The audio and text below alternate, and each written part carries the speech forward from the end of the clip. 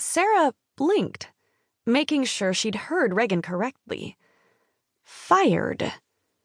The word wasn't one she'd heard directed at her before. Regan slid the limoncello martini across the bar to her, propping all her weight on her elbows.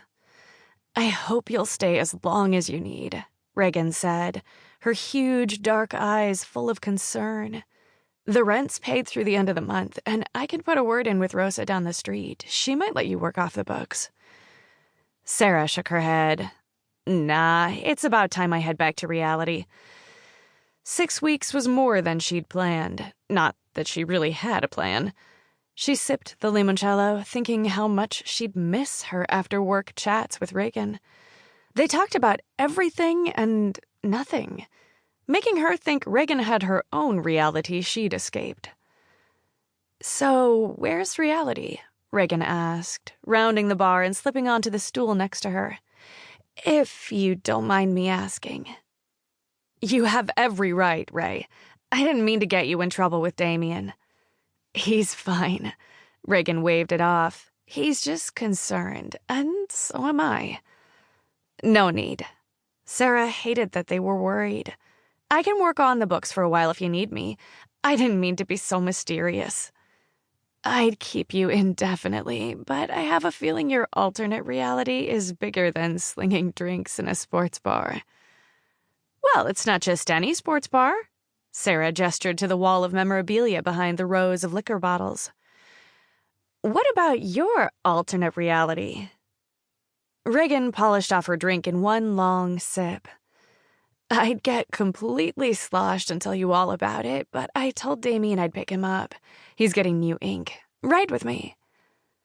Sarah finished her drink, thinking she should apologize to Damien and set his mind at ease.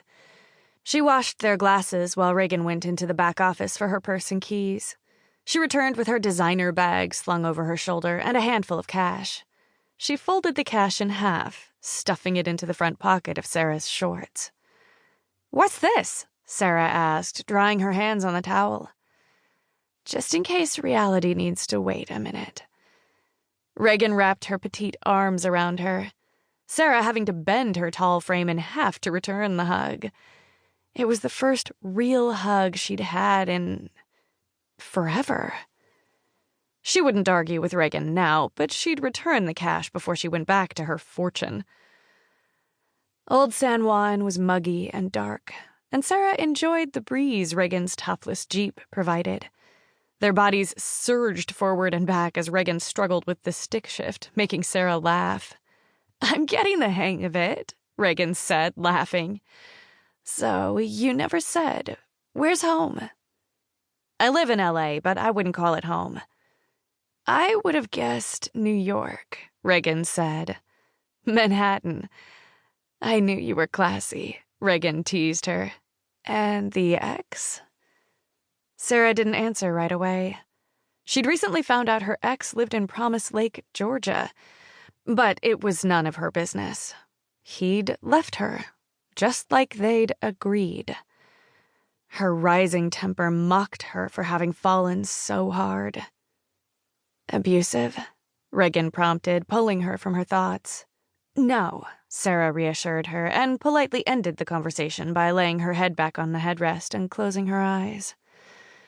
She'd missed the clean air and quiet nights that reminded her so much of the time she'd spent in Pearl.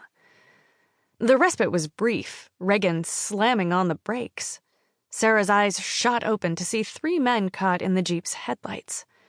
Regan pressed the horn, 2 of the 3 staggering off to the side. The third moved with more of his faculties, rounding the hood to the driver's side. "I'll give you something to blow, bitch," he snarled at Regan. He raised the mostly empty liquor bottle in his hand. "Go, Regan!" Sarah yelled, and Regan ground the gears, her nerves overcoming her newfound coordination with the stick shift. She finally pressed the gas, too hard, the tires squealing when she released the clutch.